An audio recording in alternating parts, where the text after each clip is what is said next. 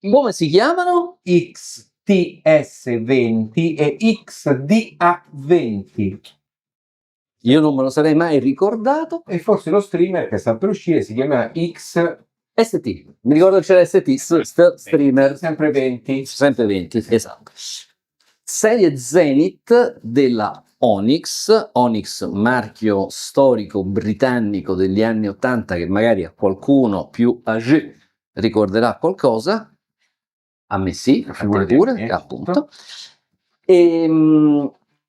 Onyx che è passato nelle mani di un gruppo cinese che è Shanling e quindi beneficia di tutta una serie di innovazioni tecnologiche. Qui ce n'è una molto interessante che non ve la diciamo. Che non vi diremo. Vi diciamo il prezzo. Vai, il 2.550 euro l'uno per l'altro. www.udg.it o .com, subscribe, campanella, tra poco, ciao. Ciao.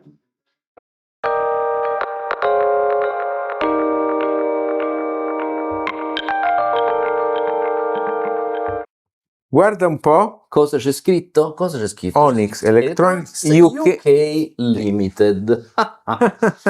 Vabbè, diciamo che hanno voluto i signori della Shanling fare delle scatole che fossero rispettose della tradizione del marchio Onyx, marchio che risale agli inizi degli anni 80, fu fondato in quel di Brighton. Il progettista tu ti ricordi chi era? No, vabbè. Tony, vabbè,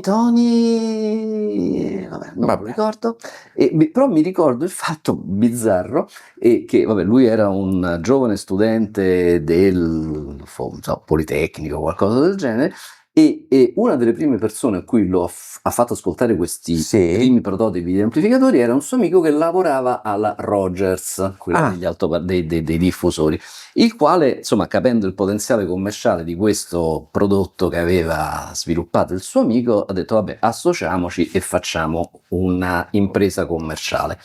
E impresa che ebbe un certo successo perché gli storici OA20, OA21 e OA21S sono stati degli amplificatori bellissimi, ce l'aveva un mio compagno di università, quindi me lo ricordo molto bene, che hanno avuto un discreto successo. Belli, piccoli, con due manopole, non c'era scritto nulla, c'era solo l'interruttore di alimentazione sotto, il LED rosso e queste due manopole e basta. In realtà sopra le manopole c'era scritto il selettore degli ingressi e il volume, fondamentalmente.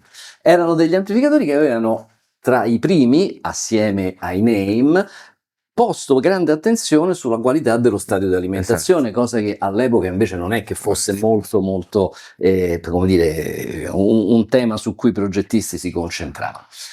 La Onyx, a dispetto della bontà dei prodotti e di una certa diffusione negli anni 80, poi ha avuto una marea di vicissitudini finanziarie, è stata venduta e passata di mano tante volte finché negli anni 2000, grosso modo, è stata acquisita dal gruppo Shanling, azienda famosa per le sue produzioni OEM, cioè conto terzi, ma anche per prodotti usciti a marchio Shanling, che ha rivitalizzato il marchio abbastanza nel rispetto della tradizione, tant'è che appunto fanno le scatole dei prodotti con scritto onyxiend.co.uk. Ecco. Anche se stavo vedendo oggi che su eBay c'è un OA20 restaurato dal progettista originario, che viene venduto in Inghilterra circa 750 sterline, una cosa del genere, però insomma riportato a nuovo, ma è bello perché è fatto esattamente infatti quando me l'ha detto Giulio io un po' perché io ne ho posseduti due diversi, uno con l'alimentatore, poi l'ho venduti sciaguratamente, vabbè, ma devo dire che mi piacerebbe, insomma. Comunque, ma se io dovessi stare appresso a tutte queste passioni avrei la casa piena e il portafogli vuoto. Ma quello tanto è vuoto comunque. Allora, perché questo è diverso dagli altri, Giulio? Perché proviamo una meccanica di lettura? Vai! Allora, intanto diciamo che noi stiamo provando la meccanica di lettura con il suo DAC di accompagnamento, perché vedete la serie è la stessa, però abbiamo voluto intitolare questa recensione proprio la meccanica di lettura, perché è una meccanica che fa una cosa molto intelligente. Abbiamo già detto che è un lettore CD e Super Audio CD. Super Audio CD è un formato che è stato sviluppato da Sony e Philips che va al di là di quelle che erano le strette specifiche tecniche del CD Redbook, quello storico. Ora, che cosa succede? Che nella loro idea, Sony e Philips avevano voluto in questo formato includere anche una sorta di meccanismo di protezione antipirateria, per cui i lettori Super Audio CD fondamentalmente possono uscire soltanto in audio, cioè non presentano lo stream digitale sulle uscite digitali, quindi sull'ottico, sul coassiale, quando va in play il Super Audio CD non c'è segnale, il segnale si preleva solo dalle uscite analogiche, e questo per tutti, Esoteric, Marantz che è uscita adesso al Super Audio CD, è sempre così, ma che cosa succede? Che in un impianto, immaginiamo, di buon livello, di fascia alta, dove magari c'è già un DAC di prestigio, e non poterlo utilizzare perché il lettore Super Audio CD esce direttamente con il suo DAC interno è un po' una limitazione. E i signori della Shanling hanno fatto una pensata, a nostro avviso, molto intelligente, e per quanto ne sappiamo sono gli unici ad averla fatta. E anche leggermente scivolosa. E anche, sì, diciamo, si sono mossi in un territorio un po' ai confini tra legale e il meno legale. Cioè, il segnale che presenta all'uscita questo lettore è, per quanto riguarda il Super Audio CD, in DOP, che sta per DSD over PCM.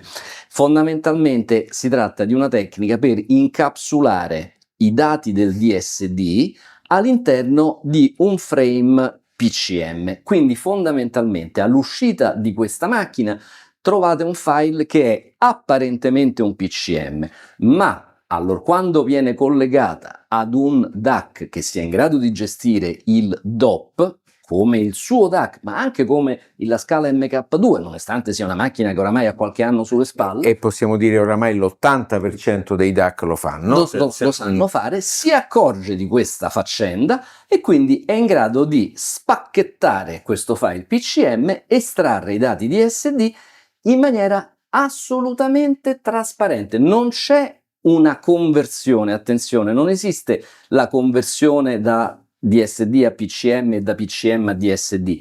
Semplicemente è che i dati DSD sono nascosti, se vogliamo, all'interno di un frame PCM.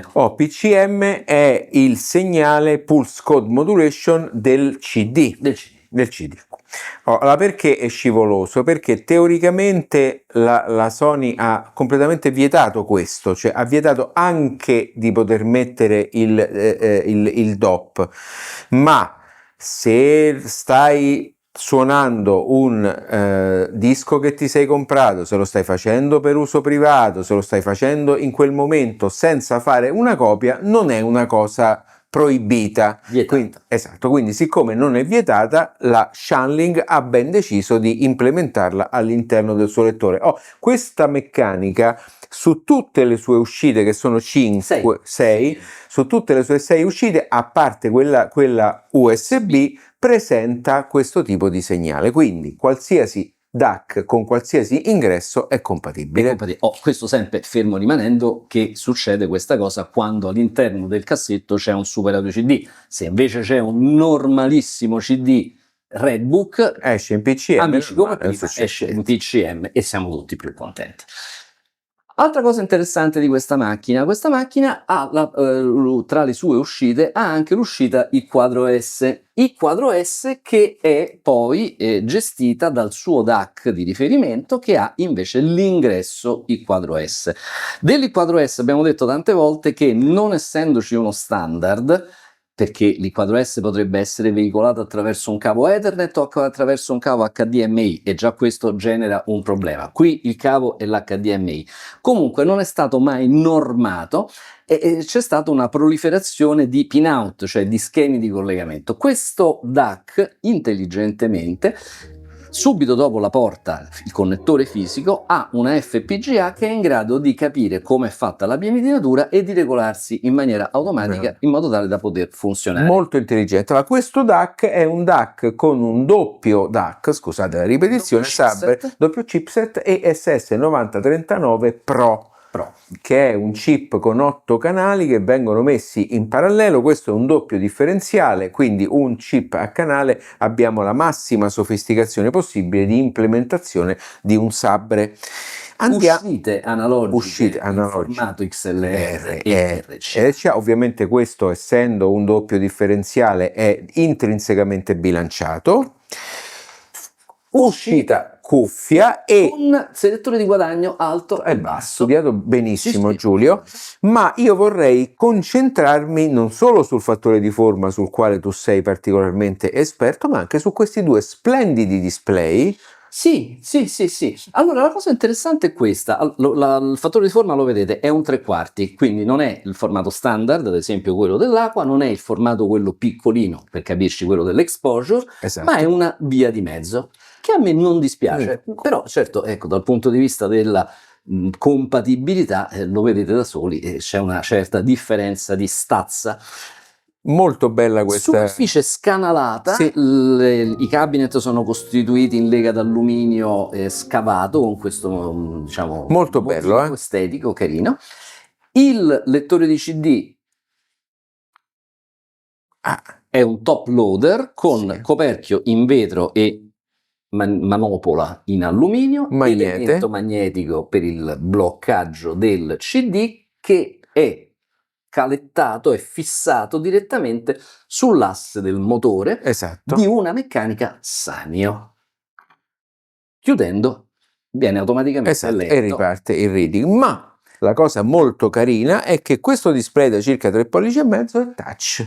È un touchscreen. È un touchscreen, devo dire, molto ben organizzato dal punto di vista della grafica, dal punto di vista della leggibilità, e ci sono dei bottoni con i quali, ad esempio, puoi stabilire quali sono ingressi e uscite utilizzati, puoi stabilire il livello del volume qualora tu utilizzi il DAC come preamplificatore. Poi puoi andare anche a volume fisso, come stiamo facendo noi in questo caso, e allora in questo qui, diciamo, sta fisso su 100. E puoi scegliere, sempre attraverso il display touch, il filtro digitale 1 fra 7, addirittura. I soliti della SS. I soliti della SS che noi non amiamo particolarmente, ma andiamo avanti. L'interfaccia quindi è un'interfaccia di tipo touch, veramente molto ben utilizzabile. È quella che io ho preferito, e l'ho preferita a cosa? L'ho preferita al pur eccellente telecomando, però il telecomando, essendo dedicato a tanti altri apparecchi della Onyx, evidentemente ha una folla di bottoni, una pletora di bottoni che non vengono utilizzati. A me questa cosa non piace, faccio confusione, preferisco utilizzare il controllo fisico. Però è anche vero che se poi devi saltare da una traccia all'altra, alla fine non è che ti alzi, salti, no? Certo, questo senza dubbio. Poi c'è la rotella che la rotella è molto molto carina, tra l'altro è retroilluminata di giallo, ma si può escludere, e la trovo estremamente elegante. Devo dire una cosa, Giulio, anche se sono meno, diciamo, esperto di forme, questa è tra le poche elettroniche cinesi che mi piacciono davvero. Io credo che qui ci abbiano lungamente ragionato sull'estetica di questa linea. È proprio bella. E poi, se vediamo invece le elettroniche Shanling, sono belle, ma non è che proprio sono bellissime. Sono piuttosto razionali, no? Voglio dire, come se le elettroniche che escono a marchio Shanling, secondo me, si concentrano moltissimo sul display e sulla infografica del display, mentre invece il cabinet, la parte hardware, è così un po' anonima. Qua invece c'è stata una pensata sulla parte hardware. Può piacere o non piacere, a me è piaciuta. Ma allora, se siamo pronti, io andrei allo sventramento. Ci sono altre cose da dire? Forse ci sono, forse no, le diciamo nell'ascolto. Ciao. Giulio, concentriamoci su una cosa che non abbiamo mai trovato all'interno di nessun prodotto, non solo di nessun prodotto cinese, ovvero dei pezzetti di legno. Sulla cui logica o qualche... Ci sfugge? Sì, non mi sfugge. Cioè, pezzetti di legno, li vedete, stanno sopra i condensatori di filtro. Sì, sopra questo chip. Sopra questo chip. Sopra questo. Accanto a questi due condensatori che fanno l'amplificatore per cuffie. Questo è l'amplificatore per cuffie, e poi tiro un attimo su, ci sono anche qui sotto. Esatto. No, francamente preferisco non azzardare ipotesi. Smorzeranno le vibrazioni? Può darsi. Assorbiranno, vabbè. Ma chi lo sa? Ecco. Allora, velocemente, 2 chip ESS 9039 Pro, eccoli qua, 1 e 2.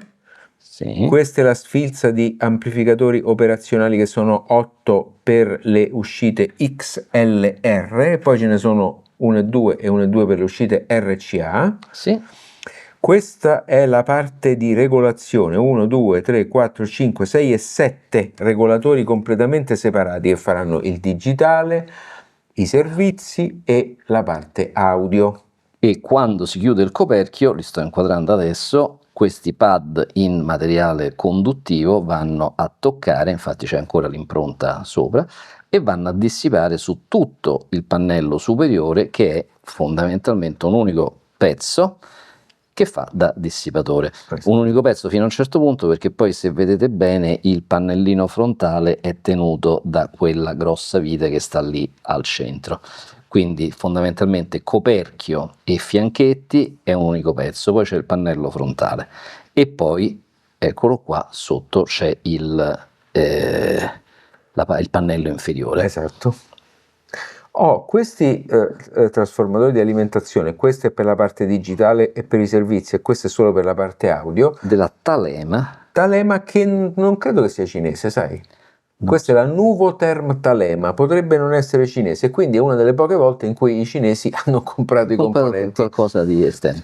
I condensatori dovrebbero essere dei Vishai, o quantomeno mi pare di ricordare. I condensatori sono BC questi e Nikon questi. Ah, ok, allora forse i Vishai stanno sulle. Eccoli. Ah, eccoli Qua. Eccoli. Questi sono Vishai e sono Nikon della serie audio. Sì. Poi i 2 quarzi. I 2 quarzi, eccoli qui, che fanno le 2 frequenze 45.15 e 49.15. Poi c'è l'Ixmos, che lo vedete, eccolo qui, che fa l'USB, presumibilmente. Questi sono i diodiscotti che fanno i ponti raddrizzatori, eccoli qua. Però insomma è una signora realizzazione, a me sembra. Sì, bellissima. Molto ben fatto. Senti, diamo un'occhiata al pannello posteriore, così chiariamo il nostro dubbio fra 5 e 6. Allora, pannello posteriore, dove noi troviamo le uscite, che sono l'RCA messa in verticale e in orizzontale l'XLR. Poi a seguire abbiamo invece gli ingressi, dove c'è l'AS-EBU, poi l'ottico e il coassiale sovrapposti, poi l'USB e un BNC, e per finire qui l'I4S. Quindi fondamentalmente sono 1, 2, 3, 4, 5, 6. Esatto, quindi è sdoppiato il coassiale, che sia BNC, che è 75 ohm, che è RCA. Ok. Andiamo al lettore, va? A questo punto andiamo al lettore. Facciamo vedere il cristallo, quel cristallo con scritto Super Audio CD. Molto bello. Molto bello. Non abbiamo voluto smontare tutto perché è molto meno interessante del DAC, e sinceramente avremmo dovuto togliere tutti questi connettori, che come vedete sono bloccati. Sono bloccati con della colla, e sinceramente non l'abbiamo ritenuto opportuno, perché quello che si può vedere è una sezione di alimentazione e una sezione logica che gestisce le uscite, e poi qua c'è la meccanica, che comunque è la parte più interessante e si vede, quindi è completamente inutile procedere oltre. Quindi meccanica molto interessante, la vedremo anche dall'altra parte.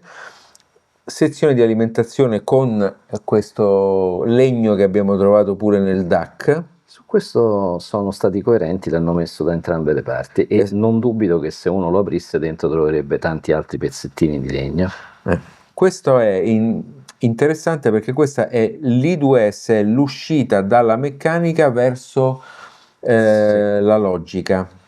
In pratica questo sull'HDMI viene veicolato direttamente, sì. E questa è la differenza fra l'I2S e gli altri tipi di collegamento. Questi sono due stabilizzatori che sono solamente per la sezione meccanica, sì. E poi vogliamo vedere la meccanica dall'altra parte? Vediamo la meccanica dall'altra parte, sì. A giro, eccola.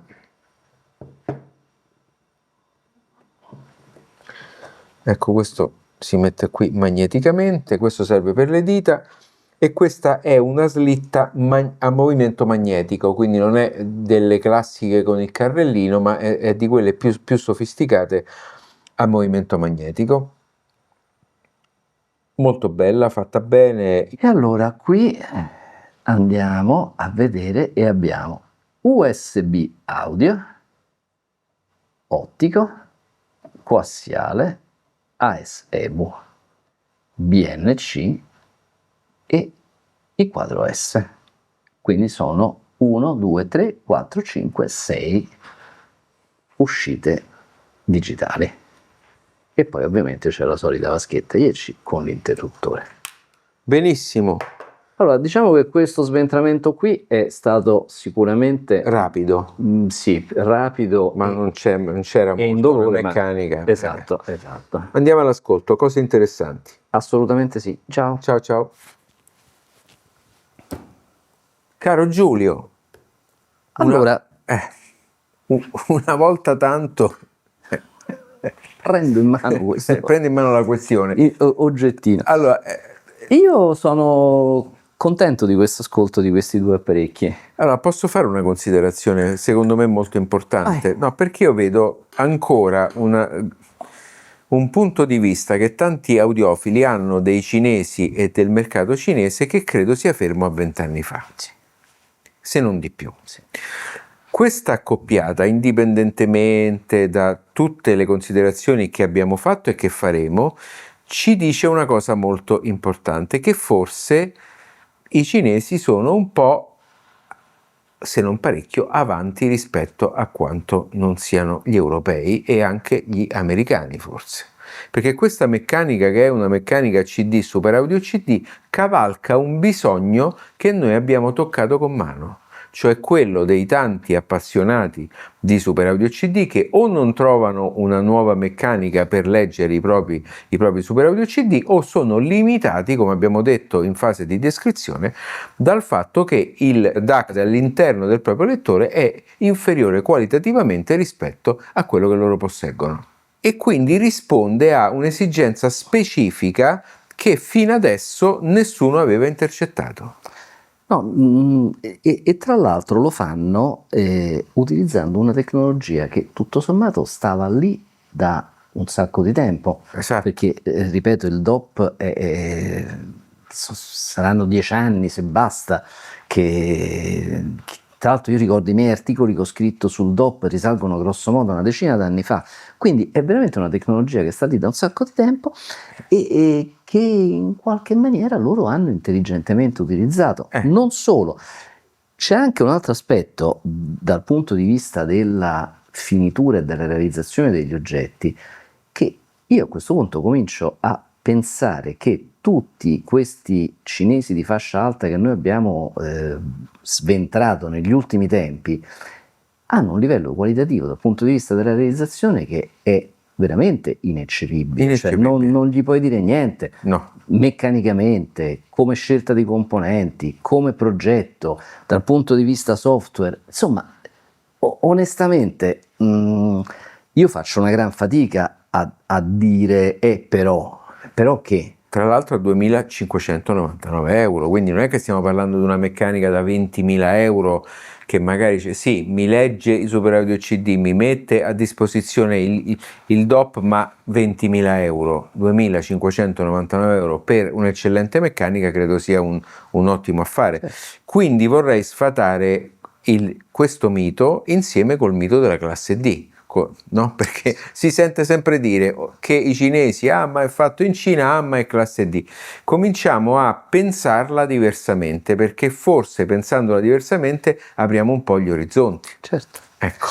Dal punto di vista della come dire, utilizzazione di questi apparecchi, che insomma l'ho detto già apertamente nella parte della descrizione, a me sono piaciuti proprio come interfaccia, come approccio manuale, visto che poi il CD è un oggetto fisico, certo, quindi devi interagire materialmente con questa macchina molto di più di quanto non faresti con un DAC, che fondamentalmente lo accendi, lo spegni, poi lo, certo, telecomandi.